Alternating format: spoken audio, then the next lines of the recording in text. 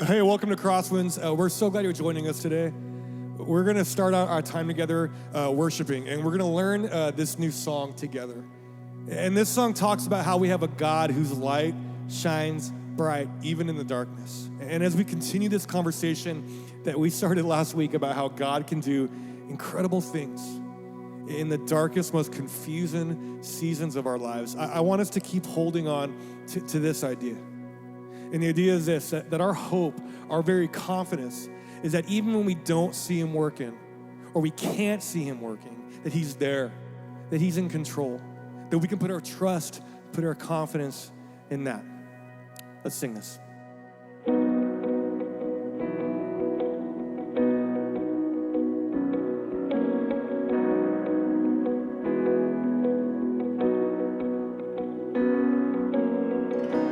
Days may be darkest, but your light is greater. You light our way, God, you light our way. When evil is rising, you're rising higher with power to save, with power to save. You keep hope alive. You keep hope alive from the beginning to end. Your word never fails. You keep hope alive because you are alive. Jesus, you are alive. Yeah. Death had a stronghold, but your life was stronger. Rose from the grave, rose up from the grave. Evil is rising, you're rising higher with power to save, with power to save. Oh, oh, you keep hope alive. You keep hope alive from the beginning to end. Your word never fails. You keep hope alive because you are alive. Jesus, you are alive. Sing, there's hope. There's hope in the morning, hope in the evening, hope because you're living, hope because you're breathing, hope for the breaking, hope in the sorrow, hope for this moment, hope for tomorrow. There's hope in the morning, hope in the evening, hope because you're living, hope because you're breathing, hope in the breaking, hope in the sorrow, hope for this moment, my hope for tomorrow. You keep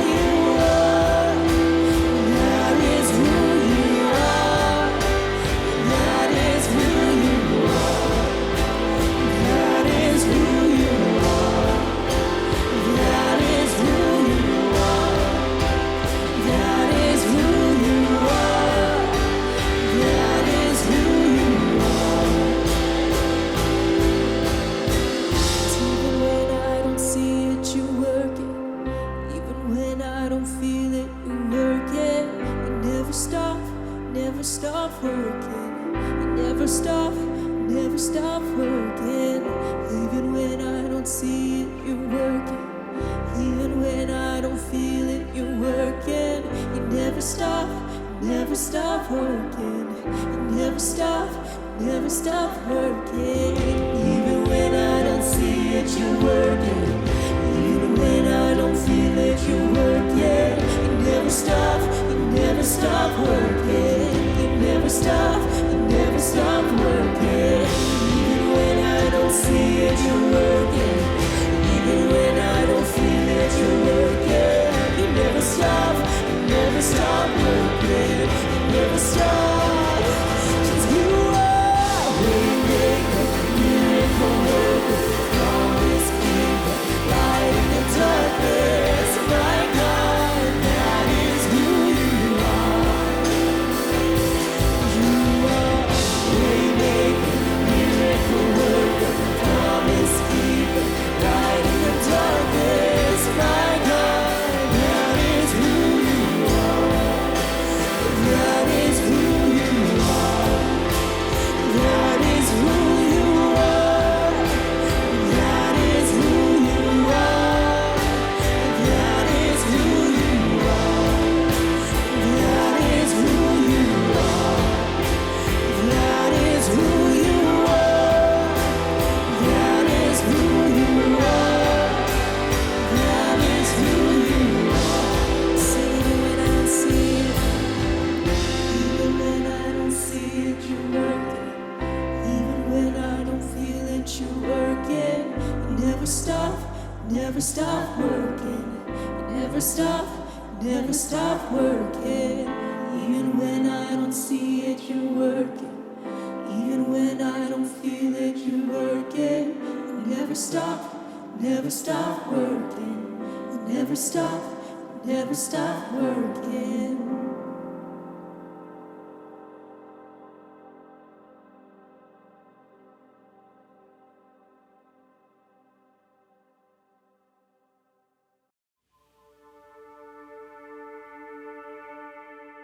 Wow, Crosswinds, I've thought a lot this past year about how tough it is to identify gratitudes that I can root my joy in. But worshiping has been one of those ways that I do that, whether alone, in person, or with family in the living room. It's been an anchor for my faith. And honestly, it's just so good to worship with you together. Hey, if you haven't been here before, or it's been a while since you've been here, my name is Daniel Parsons, and I'm the high school pastor here at Crosswinds.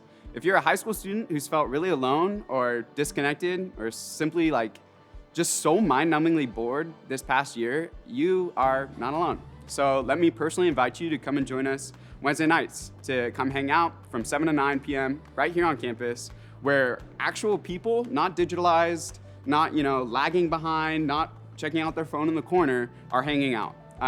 We're doing this in person, and we're doing it every week. And our nights are just filled with good fun, and you'll experience some words of encouragement, and there's authentic people there, and messages written just for you about the stuff you're going through and stuff that we're struggling with in the world today.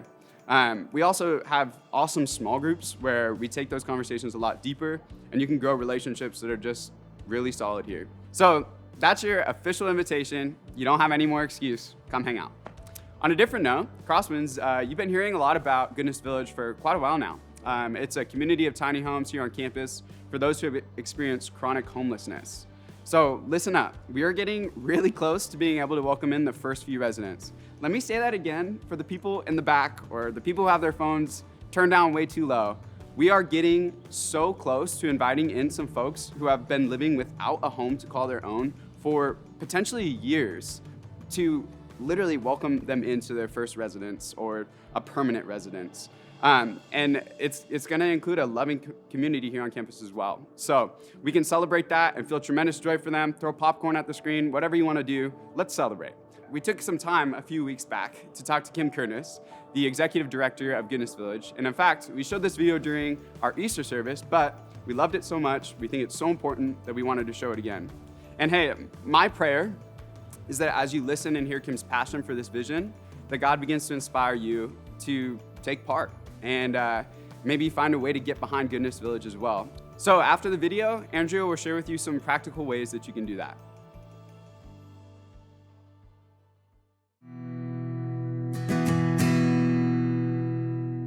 It's been my dream to have a program like this for about 15 years.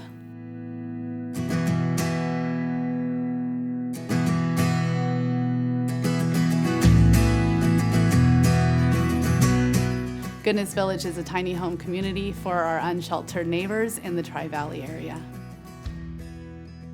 It has 28 tiny homes.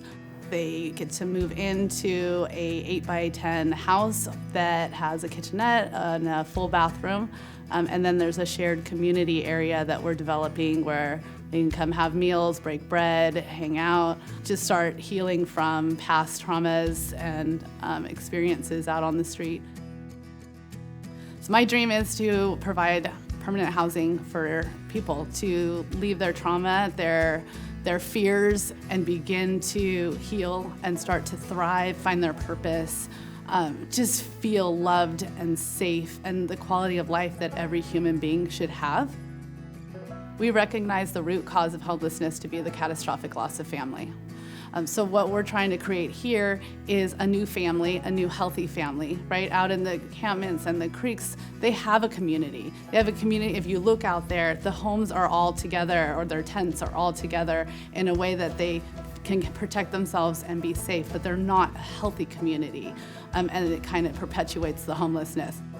I started working with the homeless about 16 years ago within a shelter, and knew that that was not the place for people to really begin their recovery, but more of a Band-Aid situation while we struggle to find them something different that would work. We've got to do something permanent. We've got to do it so that they can come in and set roots. We're going to do this by offering 4 things: rest, recovery, identifying your passions, and fulfilling your purpose. And once you're in your purpose, then you're just living, right? Everything, it just lands how it should be. And when tough times come, you can handle them a little bit better because you know you're in your purpose. The opportunity for permanency helps people invest in themselves. Our hope is that those people that leave us will come back and join us as their own mentors and volunteers for the residents that are still here. So the ones that stay here, we will improve their quality of life. We will reduce their medical complications. We'll improve their mental health. They will, when they pass away, they will know that they spent their final years surrounded by loved ones and by people who cared about them, and they will be remembered. We're not seeking to become the Band-Aid. We want to become home, and we want to become family. So one of my favorite things about the work that I do is that I get to hold people's stories and I get to witness their triumphs, right? I get to hear the tough stuff and watch them grow out of it and begin to thrive. And that's just something that I've always taken to be a very intimate part of the work that I do. And I'm really excited to see how it unfolds and the stories that we're going to hear that come out of Goodness Village, and having the time for people to become who they really were meant to be.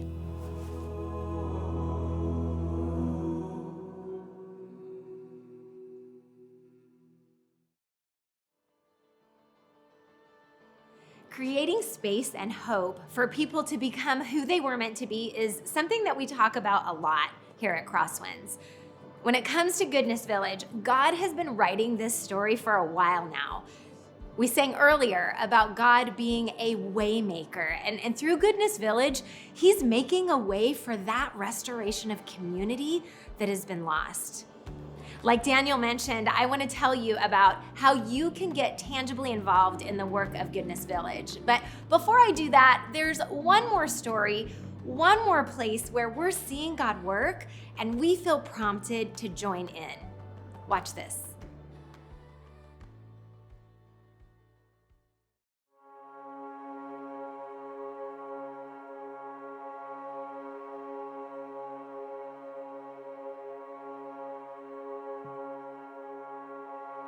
My name is Ronald Anthony Forbes Sr., but I go by Ronnie.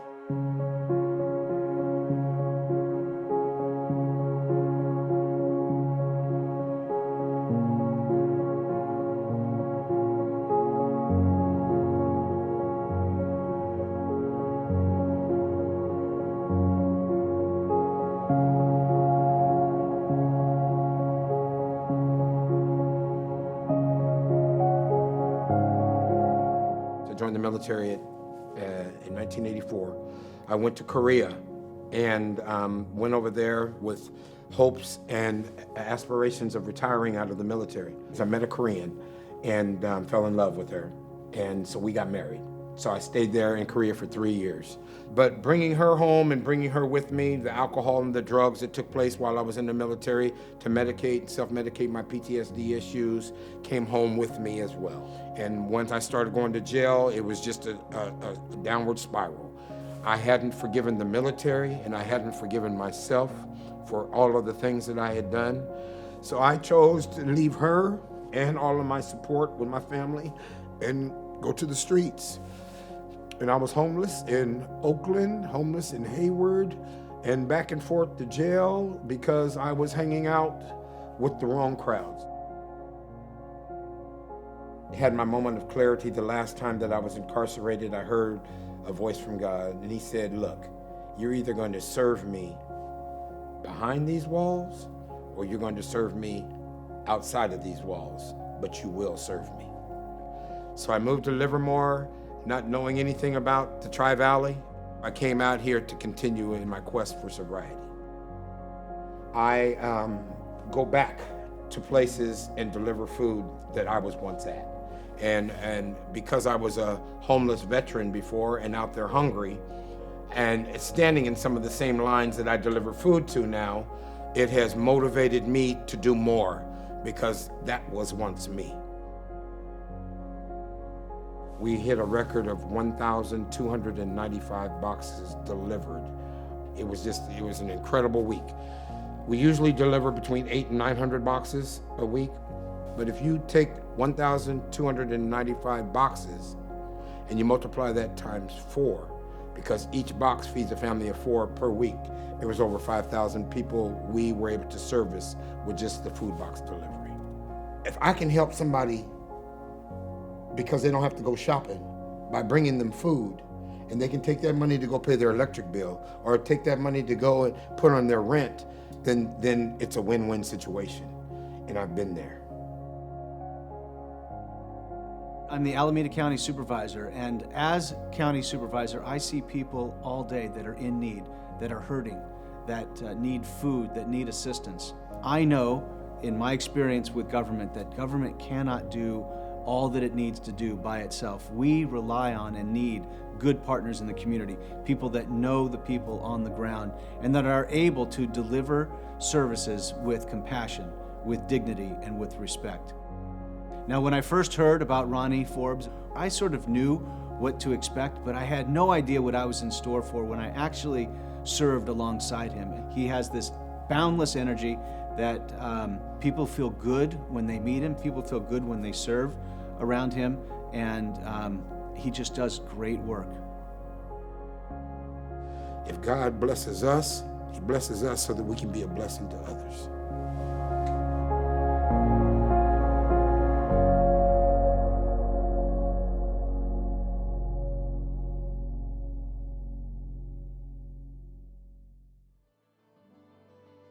Ronnie is a living example of God redeeming our stories. And as Ronnie's story has been changed, it's also affected so many other lives, and that is what goodness does. It's a ripple effect. 1,295 boxes means over 5,000 people's stories are changed for the better. What Ronnie does is deliver food boxes to those in need. He takes them from the distribution center directly to those who need it, often people who can't drive to a pantry or those who are homebound. He is literally taking much needed resources the last mile to those who would otherwise go without. So, what does all this mean for us? Well, as a church, we want to join in these two efforts, Ronnie's service and Goodness Village. We want to support the good work being done, to give towards stories being written to their potential like only God can do. In the past, sometimes what we've done to raise financial support for other organizations is we've asked you to consider designating a certain amount per month to support what they do. So we want to ask you to consider doing that for one or maybe even both of these efforts through the end of the year. I mean, think about it. If 1,000 people from Crosswinds supported Ronnie's last mile deliveries at $5 a month over the next 8 months, that would be $40,000 to cover his expenses in getting these boxes into the hands of those in need.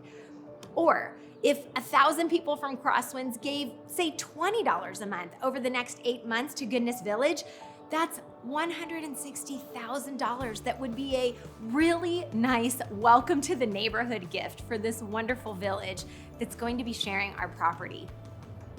Maybe you can give more than that a month, maybe less, or maybe you'd rather opt to give a one-time gift, and that's okay too. But either way, would you prayerfully consider getting financially involved? You can give through our website. When you click on Give Online Now, which is on our giving page, it'll take you to a page where you can choose from the drop downs what you want to give to, Goodness Village or Last Mile Deliveries. And no matter what amount God puts on your heart, we hope that you will give in faith, believing that God provides for you, and sometimes He provides through you. If you've been coming across Crosswinds for a while, you know that we don't often ask for money beyond your regular giving, but about once every few years or so, we are just so moved by what we see happening in our community that we feel prompted to get involved and to invite you to join in. And the difference that we can all make together is so much greater than when it's just a few of us. All right, well, with all that, let's get back to today. I'm gonna throw it back over to Daniel, who's got some stuff that you don't wanna miss. Man, it's not often that we hear of really tangible ways we can impact our community simply by giving. So we really hope that you'll consider supporting one or even both of these really unique community efforts. Hey, Crosslands, I've also got some cool other things to share with you about upcoming events. You know, as a leader during this past year, it's been really taxing on my spirit, my energy, my creativity, and at times, my inspiration. So, if you're a female leader and you've been feeling your tank getting low in any or all of these areas, Lead Bold has put together an incredible event for you. Inspired to Lead is a half-day retreat designed to put the spark back in your leadership and to give you the boost that you need to lead boldly.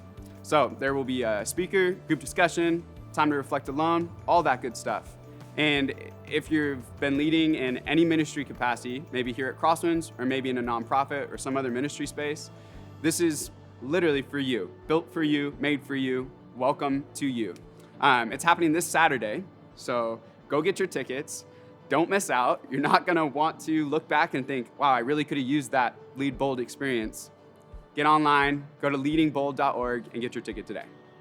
Hey, here's some more cool news that might just spring you off your couch or, get you out of bed this morning finally. Or you might pop off the treadmill that you've been watching me from, I don't know. But the new county guidelines allow for us actually to safely host even more folks on campus here on Sundays for our in-person gathering. So if you miss being in person or you just really miss that corporate worship, then hey, come join us. It's feeling fuller, our space is bigger. We're in the beautiful outdoors, so come hang out from 9 a.m. to 10 and breathe it in. Let's gather again together. Also, hey, if you have a kindergarten to 5th grade student and you've been really wanting to bring them on Sundays, well, we're offering Sunday camp again. And you can bring your students, and our kids ministry team is just literally so excited to share Jesus' love with them and to have some great lessons for them and some fun on those Sunday mornings. You can easily sign them up, and we really ask that you do sign them up because we need to make sure we have all the space that we need. Oh, also, if you're on the mailing list for Crosslands, you may have seen an email earlier this week from Chris inviting you to take a survey. Could you please do us a favor, and if you haven't already, take a few minutes today to fill that out. We really want your feedback as we make plans to safely resume our indoor services because honestly, I don't know about you, but we're really looking forward to being back inside again.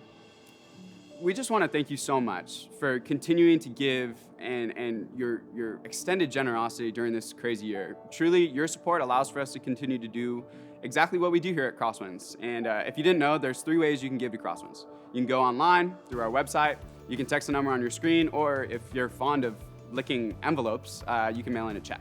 If you're wanting to give towards Goodness Village or Last Mile Deliveries, the efforts that you heard earlier, you can also select to give to them through the website. You know, as a pastor that gets to walk alongside of high school students, I've seen some wild growth from the lessons that they've learned during the pandemic. I've seen them learn to be much more grateful. I've seen them learn the difference between healthy and unhealthy friendships. I've also seen them just get some much needed disconnect from the ruthless judgment of high school peers. In a moment, Chris will be continuing in the series, Light at the End of the Tunnel, where we are looking for those exact lessons that we've learned during this past year. And it's just been a year that's felt so dark. So we want to notice what we've learned and celebrate that there is a light at the end of this tunnel. It's so good to be with you today, Crosswinds. I really hope you enjoy what's to come.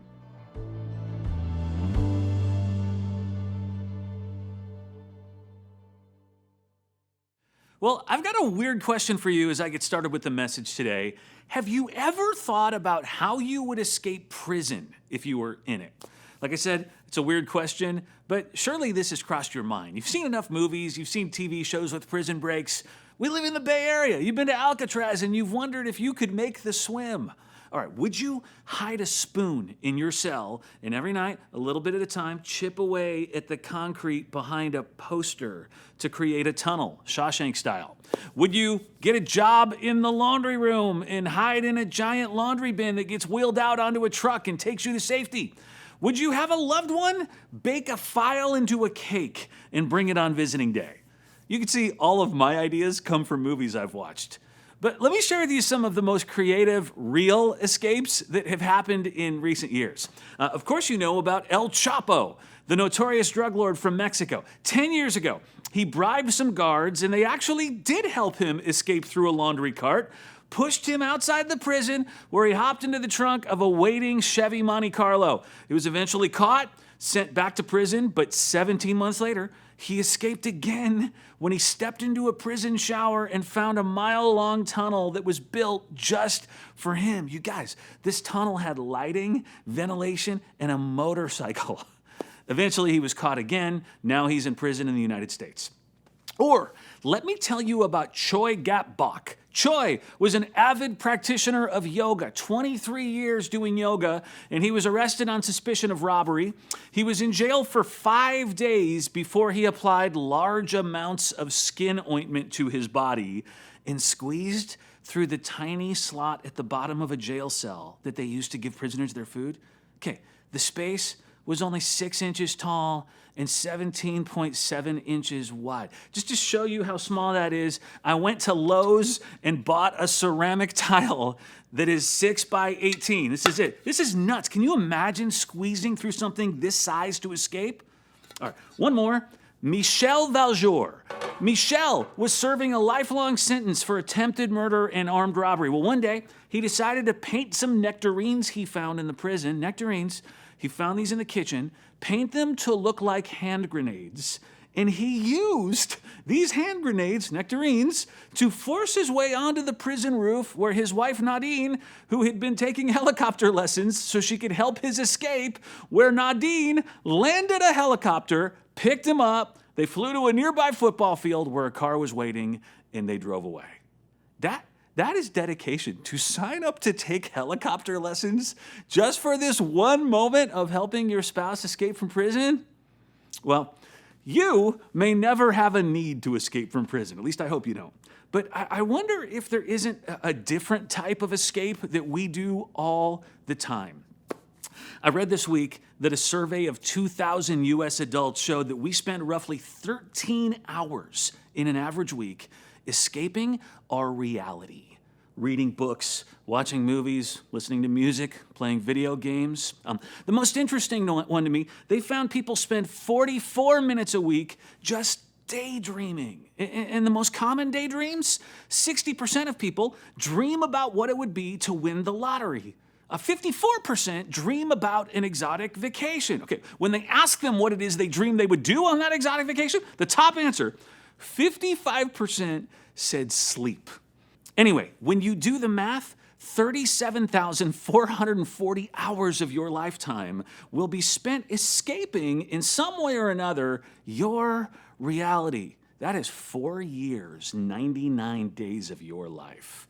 And to be clear, that's not time spent on actual vacation, which wouldn't be escaping your reality. That's changing your reality for a week or two. This is time spent just thinking about it or numbing your mind to What's going on? Now, I think we should say that some of this is good. There's nothing wrong with getting yourself to a movie theater, reclining your seat as far back as it goes, getting a bucket of hot, buttered popcorn, watching the latest Marvel movie while you escape your reality for 2.5 hours. It's all fine and good to have moments of escape throughout our day. But there are instances where escape gets bad. Let me give you two that immediately come to mind. The first, when we try to escape things that we can't escape, and the second, when we escape into things that are not good. Let me be real specific about what I mean by that second one. Substances that we drink or smoke or take for the purpose of altering our mind so that we can escape what's happening in our lives or escape the feelings we feel about what's happening in our lives. Sexual activity meant as an escape that's not used the way that God had in mind when he created something wonderful like sex. What I mean by that, one-night stands and hookups on Tinder, extramarital affairs, it's all an escape. Video games, binge-watching Netflix. These are not intrinsically bad, right? It just might be a problem when 6 hours later you've watched all of season 1 of the Great British Baking Show instead of actually making food for yourself. Even work can become an unhealthy escape. What's at the core of workaholism? Someone using work to avoid something else that they're feeling that they don't want to have to feel. Where escape gets bad is when we escape into things that are not good, or maybe I should modify that in some cases are good, but our use of them for the purpose of escaping our reality ends up making them bad. And again, escape is bad when we try to escape things we cannot escape. Like, you ready? Our shame. No amount of alcohol is going to make that go away. Our failures. When I finally stop my Netflix binge, they're still there. Our legitimate worries and fears about legitimate problems. While the weed you smoke might make you forget about it tonight, tomorrow those fears will be back. Escaping reality gets bad when you can't really escape reality. Conflict with others. When you're married, escaping to another person who's not your spouse isn't going to solve the problems with the person you're committed to back home. There are some things in life you cannot escape, and when you try to escape them, that's when escape gets bad. Even just the demands of your daily life, they don't go away because you escape into new demands that you create for yourself at work. And see, when you try to escape things that you cannot escape or escape to things that are not good or normally would be good, but you're escaping them for the wrong reasons and that makes them bad, it can lead to addiction. It can lead to neglect. It can lead to missed opportunity. It can lead to the problems and feelings you escaped from going undealt with, which 99% of the time leads to bigger problems. And I want to show you something in the Bible today that is another option that God gives us to deal with our problems instead of escape. I want to show you something that God gives us to deal with our feelings and anxieties instead of escape. And like the other weeks in this series, we find it in the darkness. It's the story of a guy named Jacob. The Jacob story is so vast, we won't have time to read it all together, but here's what I'll tell you. Jacob has a brother named Esau that was born before him, just a few minutes before him, and as such, Esau was the one who customarily, traditionally, legally would receive his father's blessing or birthright when he was old enough to receive it. Jacob, not so much. He's the second born. Those things don't belong to him. Well, the story goes that one day, Jacob goes into their blind father and he pretends to be Esau. He wears Esau's clothes. He actually glues some hair to his arms to make himself feel like Esau to their blind dad. And their dad gives him the birthright. Jacob essentially steals it from his brother. Well, Esau finds out and he is so angry that he decides he's going to kill Jacob. Kill him. Not good. So Jacob does what any of us would do. When he hears his brother's out for revenge, he escapes. He leaves town. He goes where no one can find him. He decides to start over. Now, like I said, it's a long story. Jacob meets and marries a wife. Actually, he meets and marries a second wife. Another crazy story for another time. And Jacob is in this foreign land for years, building a family, building a business. Things are good until God tells him to go back home, to move back home. And Jacob has a problem. He is going to see his brother again. And Jacob starts to feel some things, right? He feels shame. Like, now that I'm a little wiser and older and I have a family of my own and kids of my own, I can't believe I did this to my brother. What kind of horrible person am I? He feels shame. And he feels anxiety. What if? All the what ifs start coming up. What if I go and I find out that my brother's life has been terrible because of what I stole?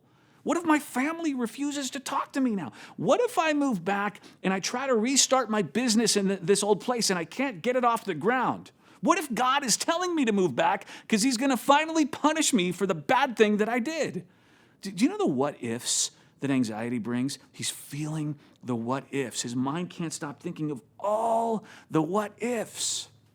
And he feels fear, like real fear. Like, last time I was here, my brother was vowing to take revenge on me by murdering me. This is not a what if. This one is an actual threat.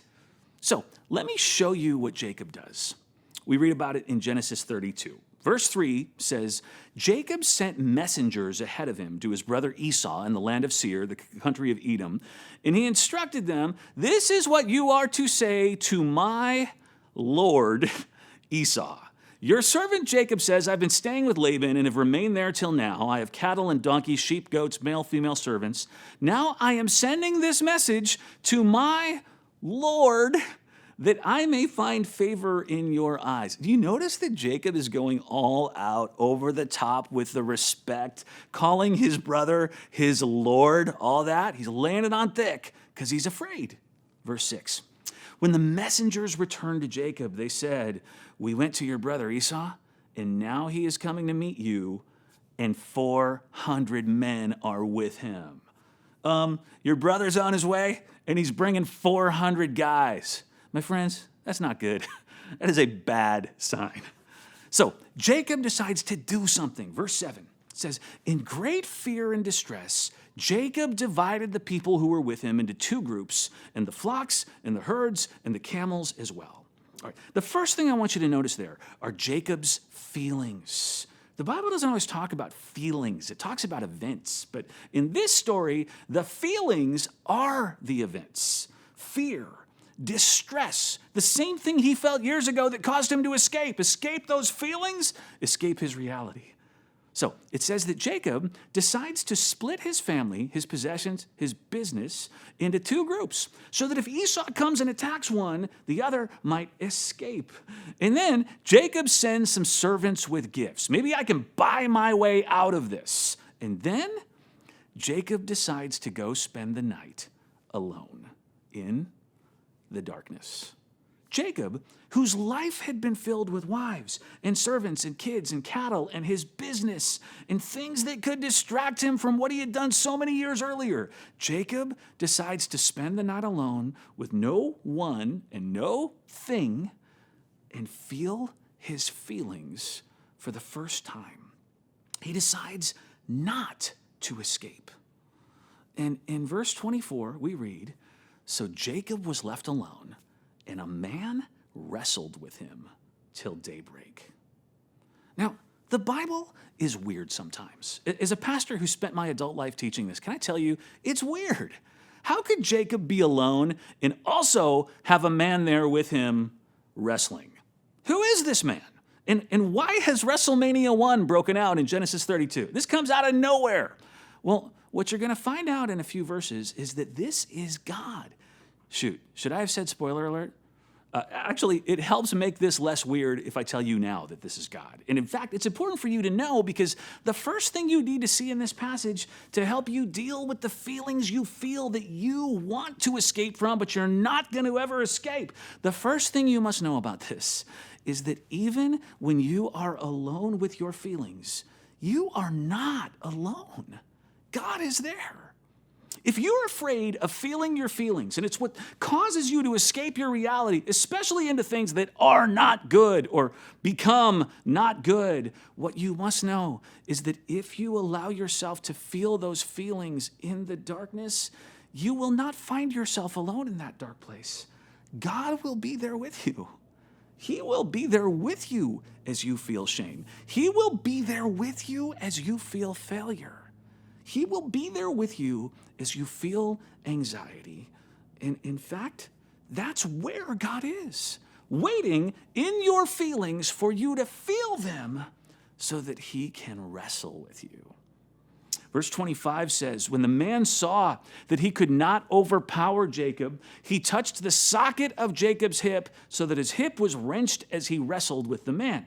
And then the man said, let me go, for it is daybreak. But Jacob replied, I will not let you go unless you bless me. All right, how in the world, if this is God, does God not win this wrestling match? I don't know. Again, the Bible is weird. It's wonderful, but it's weird. Is it that God has taken on the form of a man, and as such, he's not as powerful as he would have been otherwise? I have no idea. Here's my best guess, that this is not about winners and losers, that the point is for Jacob to wrestle. And the point is for it to take a long time, and the point is, wrestling through your stuff is where God does his work in you. You have got to wrestle with the things you're trying to escape so that God can do something with you, and he can do something with those things. Now keep that in mind and watch this. Verse 27. The man asked him, what is your name? And Jacob, he answered. And it says, then the man said, your name will no longer be Jacob, but Israel, because you have struggled with God and with humans and have overcome. Well, Jacob said, please tell me your name. But he replied, why do you ask my name? And then he blessed him there. So Jacob called the place Peniel, saying, it is because I saw God face to face, and yet my life was spared. Okay, this is where God reveals that it's him that's been wrestling with Jacob. He is the man. But I don't want you to lose what happens in the beginning of that section. God changes Jacob's name. It is no longer Jacob, which, by the way, meant deceiver, because Jacob was a liar. He lied to his brother. He lied to his dad. If I could read you the whole story, a long history of lying. But now you will be known as Israel because you struggled with God and overcame. This is what I meant when I said wrestling with your feelings and your dark emotions is where God can do his work in you. He can change you. All right. You know where he does not change you? While you're escaping into another glass of wine, into another episode, into another 2 hours of video games. Can I tell you what I fear most for the coming generation of kids growing up in a digital world with phones and screens and distraction at their disposal every single minute?